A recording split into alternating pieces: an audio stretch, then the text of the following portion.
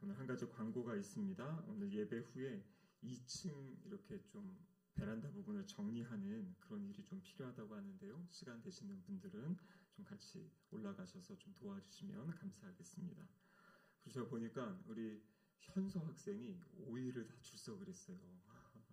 우리 중학생이 이렇게 새벽기도 나오기가 쉽지 않은데 우리 한번 박수로 격려해주면 좋겠습니다. 감사합니다. 어제까지 이제 하나님께서 기대하시는 이 목적 4가지를 살펴보았습니다. 기억하십니까? 예배, 교제, 훈련, 봉사 그렇게 됐고요. 이제 오늘 5번째는 선교라는 그런 주제입니다. 선교는 무엇이냐면 복음의 증인이 되는 것입니다. 오늘 읽은 본문 사도행전 1장의 말씀은 예수님께서 부활하시고 승천하시기 전에 하나님 보좌 우편으로 올라가시기 직전에 마지막으로 제자들과 나눈 그 대화의 내용이 오늘 본문에 기록되어 있습니다. 부활하신 예수님은 제자들과 이 마지막 시간을 보내시면서 하나님 나라에 대해서 가르쳐 주셨고요. 또 하나님 나라의 일에 대해서 예수님이 말씀하셨습니다. 그래서 예수님께서 해오신 그 하나님 나라의 사역을 이제는 남겨진 제자들에게 그 사역을 위임하시고 맡기십니다. 그리고 그것을 감당할 수 있는 힘과 능력까지 예수님이 부여하십니다. 그 내용이 오늘 본문 1장 8절의 말씀이죠. 오직 성령이 너에게 임하시면 너희가 권능을 받고 예루살렘과 온 유대와 사마리아와 땅 끝까지 이르러 내 증인이 되리라. 여기 보시면은 하나님이 위임하신 일이 무엇입니까? 땅 끝까지 이르러 내 증인이 되어라. 그것이 무엇을 통해 이루어집니까? 성령이 이들에게 임할 때, 성령이 너희에게 임하시면 권능을 받는다. 능력을 받고 땅 끝까지 이르러 내 증인이 될 것이다 라고 말씀해 주셨습니다. 여러분, 이 말씀을 받는 예수님의 제자들 어떤 사람들인지 아시지요? 이 이스라엘 땅, 아주 조그만 땅입니다. 그 땅에서도 이 중심되는 예루살렘에 살던 사람들이 아니고 변방이라 불리는 갈릴리 살던 그 제자들을 부르셔가지고 예수님이 제자 삼으셨죠. 근데 지금 그들을 향해서 한 번도 이 다른 나라, 이 밖에 나가본 적도 없는 그러한 사람들 향해 주신 말씀이 뭐냐면 땅 끝까지 이르러 내 증인이 되어라. 이 사명을 예수님께서 제자들에게 주신 겁니다. 이것은 이 사람들이 감당할 수 없는 일들이에요. 자신의 생각으로는 꿈꿀 수도 없는 그런 일들을 지금 예수님께서 마지막으로 이들에게 사명으로 비전으로 주신 겁니다. 여러분, 이 제자들이요, 바로 사도행전의 말씀은 이 제자들이 이 사명의 말씀을 믿고 순종하고 따랐던 이야기, 그것이 지금 사도행전에 기록되어져 있습니다. 이들이 실제 다락방에 모여서 기도할 때 성령님이 이들 가운데 찾아오셨고요. 성령님이 이들 가운데 담대한 믿음을 주셔서 그때부터 하나님의 나라가 깨달아지고 믿음이 생기니까요. 정말 예수님 말씀하신 대로 예루살렘과 유대와 사마리아와 땅끝까지 이르러 복음을 증거하는 그러한 삶을 살았던 것을 우리는 성경을 통해서 또 교회 역사를 통해서 알 수가 있습니다. 이 저명한 구약 성경학자인 월터 카이저라는 분이 계십니다. 이분이 이렇게 이야기하셨어요. 교회를 향한 이 선교의 도전은 예수님의 말씀에서 시작된 것이 아니다. 그러니까 지금 예수님의 사도행전 1장 8절에서 가서 내 증인이 되라. 이래서 이제 선교가 시작된 것이 아니다라고 이야기하는 것이에요. 이분은 구약 성경학자인데요. 구약 성경을 연구한 결과가 무엇이냐면 바로 이 선교에 대한 메시지는 성경 전체의 핵심 메시지이고 중심 메시지이다. 그래서 성경에서 이야기하는 그 하나님 나라의 역사, 결국에 이 하나님 나라의 역사는 이 선교를 이야기하고 있다라고 그렇게 말씀하고 계시는 거죠. 그럼 우리가 창세기 말씀을 보면요, 창세기는 크게 두 부분으로 나눌 수 있다고 그랬죠. 그래서 1장에서 11장까지 원역사, 이것은 시기적으로 언제인지는 알 수 없지만 하나님이 행하신 일들이 기록되어 있고요. 12장 아브라함부터 이제 나머지 이야기들은 아브라함은 기원전 약 2000년경에 살았던 사람입니다. 이 인류의 역사 안에서 이 추적이 가능한 어떤 그러한 이야기들이 기록되어져 있어요. 근데 원역사에 보면 그 원역사 안에 이 세상이 왜 이 모습이 되었는지, 또 앞으로 이 세상이 어떠한 모습으로 갈지를 하나님이 다 가르쳐 주시고 먼저 말씀해 주신 겁니다. 우리가 작년에 구약의 파노라 하면서 이 창세기 1장부터 11장까지를 네 단어로 정리한 적이 있습니다. 기억하십니까? 모션을 하면서 이 창조, 타락, 홍수, 민족들 이렇게 했었죠. 이 그 네 가지가 사실 이 세상의 그 모습을 다 보여주고 있는 것이에요. 하나님이 이 태초에 하나님이 천지를 창조하셨다. 이 창조를 시작했죠. 지난 수요일 말씀을 통해서 하나님이 만물을 창조하시는데 선하게 창조하셨다. 하나님 보시기에 좋게 이 혼돈하고 어둠 가운데 있던 것에 빛이 비치게 되고 모든 질서를 잡아가셨던 것이 하나님의 창조의 역사입니다. 그리고 하나님은 결정적으로 우리 인간을 우연히 아니면 우리가 진화돼서가 아니라 하나님의 계획과 목적에 따라서 우리 인간을 창조하신 것이에요. 그래서 하나님이 만드신 이 세상을 잘 보존하고 다스리고 통치하는 사명을 우리 인간들에게 주신 것이요. 그런데 이 인간들이 하나님이 주인 되시고 이 청지기로서의 삶을 살아야 되는데 어떻게 합니까? 이 뱀의 유혹에 빠져가지고요. 하나님 필요 없습니다. 내가 주인이 되겠습니다. 그러면서 이 선악과를 따먹게 돼요. 이 사건은 무엇이냐면 하나님의 통치를 거부한 것이에요. 하나님이 나의 주인이 아니고 왕이 아니고 내가 주인 되어 살겠습니다라는 그런 엄청난 이 독립 선언이시요. 근데 그것을 통해 가지고요 죄가 이 땅에 들어왔고요. 그리고 그것 때문에 창조의 질서가 깨어지고 다시 혼돈의 상황이 펼쳐지게 되는 거지요. 그래서 하나님이 이 땅을 봤을 때 창조 질서가 깨지고 혼돈 상황이 너무 심해지니까 어떻게 합니까? 이 물로 세상을 심판하시잖아요. 그것이 바로 노아 때 있었던 홍수 심판의 사건입니다. 그리고 이 노아 이후에 하나님이 다시 그들에게 삶의 기회를 주셨는데요. 또 어떤 일이라 합니까? 하나님이 흩어져서 온 땅에 가득하여 번성하라 말씀하셨는데 이들은 흩어지려 하지 않고 모여서 또 바벨탑을 쌓고 하나님처럼 높아지겠다는 또 그러한 잘못된 역사를 반복하는 것이 바로 성경의 이야기입니다. 그렇게 깨어지고 하나님이 심판하시지만 또 깨어진 그 역사, 그래서 하나님께서 어떻게 하십니까?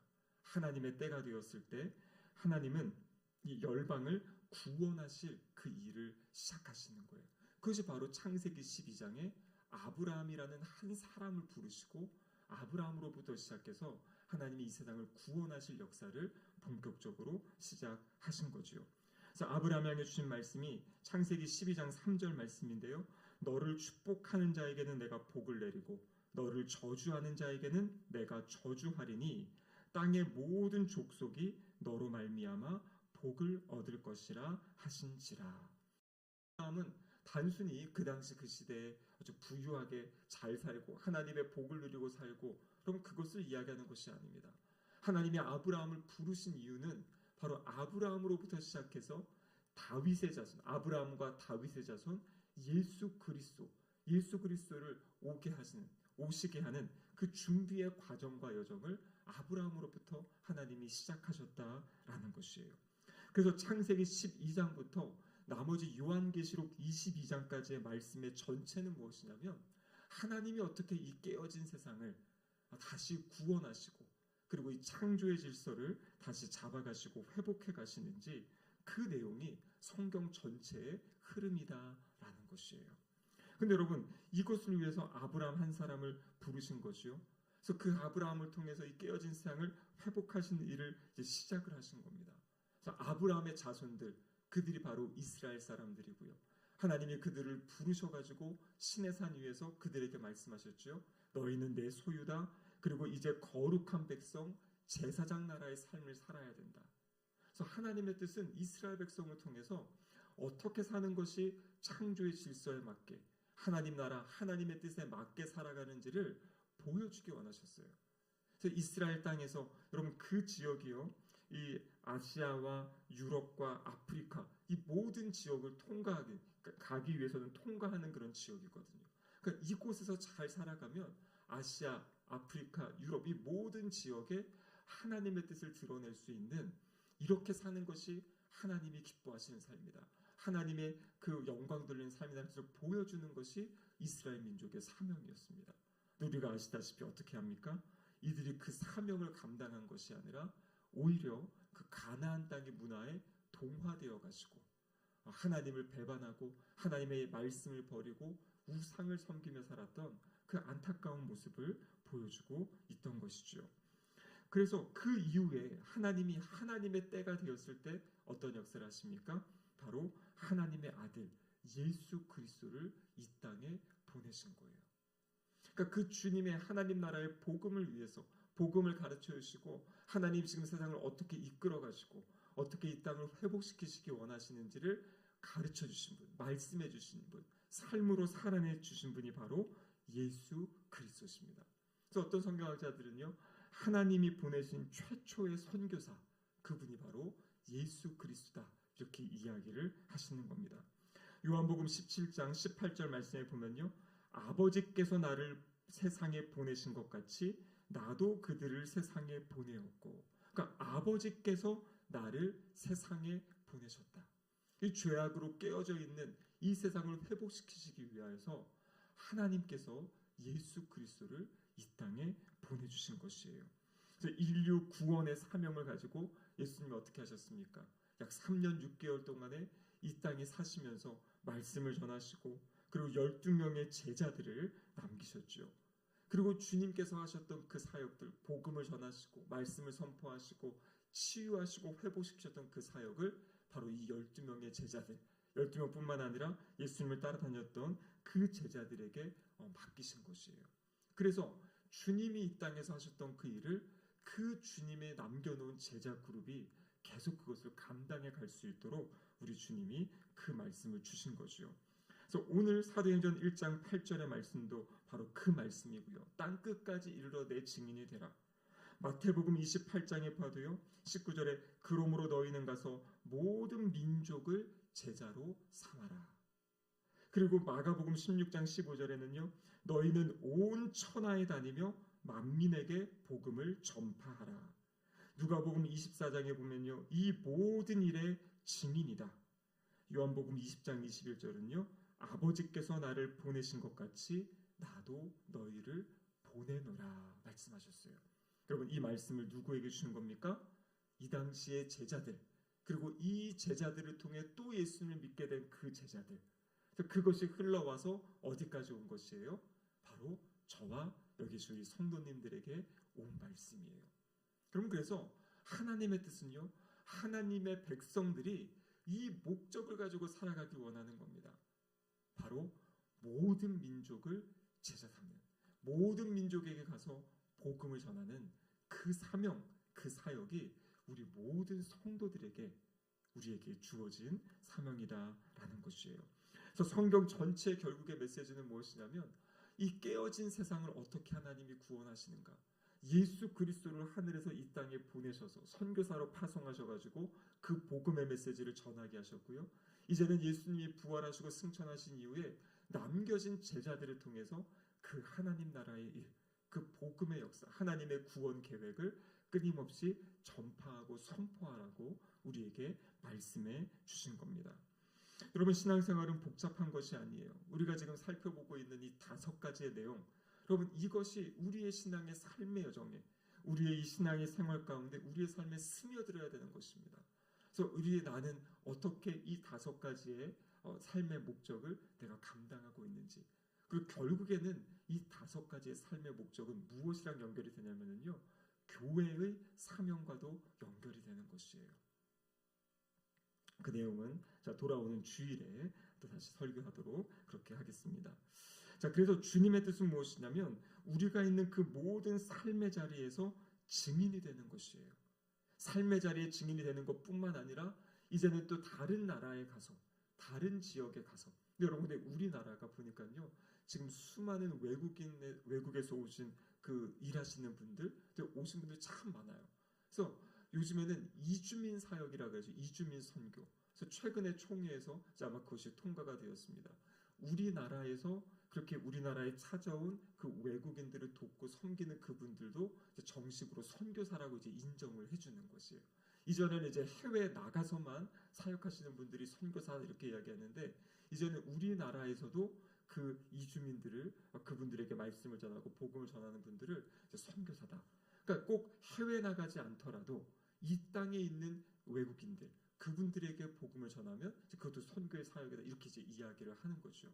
그래서 그분들이 이 땅에서 잘 예수님 믿고 준비되어져서 본국에 돌아가서 그곳에서 또 복음을 전하게 되면 이것이 또 놀라운 선교의 역사, 사역이 되게 된다라는 것이죠. 그래서 우리가 삶의 자리에서 복음을 전하는 것을 전도라 이야기하고, 그리고 그것을 넘어서서 다른 나라 사람들이라든지 아니면 외국에 나가서 다른 문화권에 나가서 복음을 전하는 그것을 주로 이제 선교다 이렇게 이야기를 하고 계십니다. 여러분 성도님들의 삶의 자리 가운데 어떻게 이 선교의 영역들을 실천하고 계십니까? 한번 우리가 돌아보면 좋겠습니다. 사실 저는요 대학교 1학년 때 첫 해외 선교를 간 적이 있습니다. 3주간 이제 학교에서 팀이 꾸려져 같이 갔었는데요. 그 선교의 경험은 사실 저에게 선교에 대해 약간 부정적인 마음을 갖게 했어요.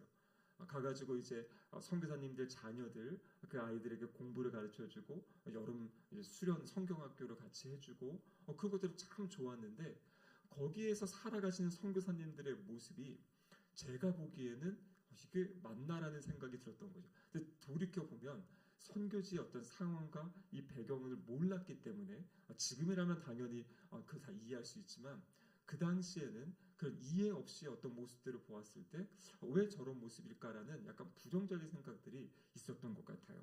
그래서 제 마음에는 난 나중에 목회하면은 선교사는 돕지 말아야겠다. 그러한 마음이 대학교 1학년 때 선교지를 방문하고 제가 이제 들었던 마음이었습니다. 근데 제가 이 말씀드린 대로 이 목적이 이끄는 삶의 책을 봤을 때가 제가 20대 중반이었는데요. 그 책의 38일째 되는 날 바로 이 선교에 관한 그런 메시지가 있었어요.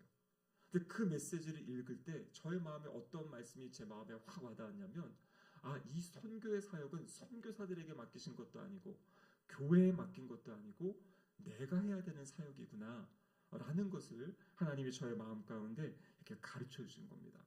그때까지 저의 삶의 중심은 뭐냐면 이제 학생이었으니까요. 학교 열심히 다니고 또 교회 열심히 섬기고 그것밖에 없었던 것 같아요. 학교와 교회. 그러니까 나의 삶의 자리만 바라보고 살았는데 그 책을 읽고 기도하는 가운데 하나님이 너의 삶의 자리를 넘어서는 나의 뜻과 계획은 지금 네가 그 자리에서 열심히 사는 것을 이제 넘어서서 그것을 바탕으로 해서 열방을 섬기고 지금 하나님 내가 일하고 역사하는 그 일에 동참하기를 원한다는 어떤 그러한 메시지를 저의 마음 가운데 주셨습니다. 그 책의 마지막에 보면 언제나 정리하고 어떤 결단하는 어떤 기도가 있는데 그때 질문이 그것이었어요. 삶으로 떠나는 질문에서 내년에 단기 선교를 가지기 위해 지금부터 준비해야 될 것은 무엇입니까요? 이렇게 이제 질문이 있었습니다. 그 책을 읽고 마지막 부분이 당장 내년에 단기 선교를 가라는 어떤 그것을 위해 무엇을 준비할 것인가 이제 이러한 이제 제목이 있었는데요.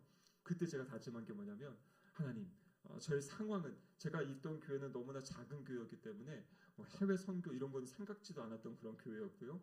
상황이 그렇지 않았는데 하나님 제가 내년에 단기 선교 갈 수 있도록 제가 준비하겠습니다. 그러면서 제가 한 것이 기도를 시작한 것이에요. 근데 그 기도를 시작했을 때 그 다음에 어떤 일이 있었냐면 저는 한 주, 2주 정도 선교를 가려고 했는데 하나님은 저를 아예 그냥 선교 훈련으로 카자흐스탄에 10개월의 기간 동안에 거기서 선교 훈련을 받게 하시고 그때부터 저의 삶이 이렇게 선교의 사역과 연결되게 하나님이 이끌어 가셨어요. 그래서 제가 1년간 10개월간 선교 훈련을 받고 돌아와서 이제 교회 청년들의 마음을 모아가지고요. 그 다음에 해서 카자흐스탄을 3번을 같이 방문하게 되고요. 제가 청년부를 전담해서 맡게 되었을 때에는 거기도 청년부 사역 가운데 선교 가는 게 쉽진 않았습니다. 제가 막 이 상황을 막 모아야 됐었고 담임 목사님을 좀 설득해야 됐었고 그랬는데 이 몽골 선교를 시작해가지고 4년 동안 연속적으로 몽골 선교를 가고 마지막 5년째는 이제 캄보디아를 가고 그리고 이제 작년 사역을 하기 때문에 선교를 나가지 못했던 어떤 그러한 상황들이 있었습니다. 하지만 여러분 선교 나가지 못해도 요즘은 너무나 좋은 세상이잖아요. 이 선교사님들과도 카톡으로 실시간 교제가 됩니다. 그래서 제가 지금도 보니까 한 10개 정도 나라에 나가 계신 제가 아는 어떤 지인들 같이 선교훈련 받은 분도 있고 신학교 동기분도 있고 또 사역하다가 만난 또 선교사님들이 있는데 그분들이 끊임없이 수시로 이렇게 카톡으로 기도 편지도 보내주시고 선교 편지도 보내주시고 같이 이렇게 교제를 하고 있습니다. 그래서 제가 긴 시간은 아니지만 편지를 받으면 편지를 읽고 또 같이 또 기도하고 또 마음이 있고 여유가 있을 때에는 이렇게 선교 후원금도 조금씩 보내기도 하고 그렇게 지금 선교의 사역에 동참하며 살아가고 있어요. 근데 여러분 우리가 가져야 될 마음, 우리 저 뒤에 딱 보시면은 제가 올해 작년에 저거를 바꿨죠. 예수 제자 삼고 뭐라고 해놨습니까? 선교하는 교회. 우리 주보에도 보면 두 군데 이렇게 기록되어 있습니다. 그럼 결국에 이 선교라는 것은 교회가 하는 어떤 하나의 일이 아니라 교회의 그 모든 사역에 나아가야 될 방향이 무엇이냐면 예수님이 이 땅에 오셔서 복음을 전해주신 것처럼 우리도 나가서 복음을 전해야 되는 것이에요. 그래서 끊임없이 예전과 다르게 우리는 이 땅에 살면서도 우리가 기도를 통해서 그 선교지를 도울 수 있고요. 또 어떤 물질을 보내서 또 그 선교지를 도울 수 있고 사람을 보내서 그 선교지를 도울 수도 있고 그리고 내가 또 직접 그곳에 가서 또 선교의 사역에 동참할 수 있는 것이죠. 우리 성도님들도 보면 해외여행 계획들 막 세우지 않습니까? 내가 이 나라를 한번 가보고 싶다. 그럼 그 계획과 함께 이제는 내가 그 땅에 한번 선교 한번 가보고 싶다라는 어떤 그러한 거룩한 꿈을 가지고 열망을 가지고 이 남은 이 삶들을 살아가실 때 정말 하나님이 우리에게 기대하시는 이 선교의 역사 이것들을 이루어가는 그러한 삶이 될 줄로 믿습니다. 우리의 삶의 자리를 충성되게 살아가는 것뿐만 아니라 우리의 시야를 넓혀서 하나님이 지금 일하고 계시고 역사하고 계시고 또 하나님이 구원하기 원하는 아직 주님을 알지 못하는 그 나라와 민족의 사람들에게 우리가 함께 찾아가고 또 돕고 섬기는 이 복음의 증인이 되는 이런 삶을 살아가는 우리 싱글동교회 모든 성도님들 되시기를 주님의 이름으로 축복합니다. 아멘. 함께 기도하시겠습니다. 하나님 아버지 감사드립니다. 이 새벽에 이 선교의 사역을 우리에게 다시 말씀하여 주심에 감사드립니다.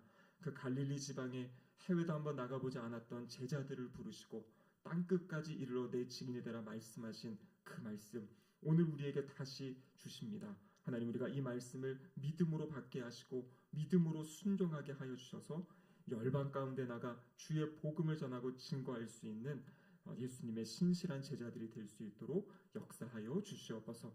이 사역을 감당할 수 있도록 성령의 충만함을 더하여 주시고 눈을 열어 세상을 보게 하시고 날마다 기도하며 돕고 섬기는 그런 선교적 삶을 살아가는 우리 모든 신길동교회 성도들 될 수 있도록 인도하여 주시옵소서. 예수님의 이름으로 기도드립니다. 아멘.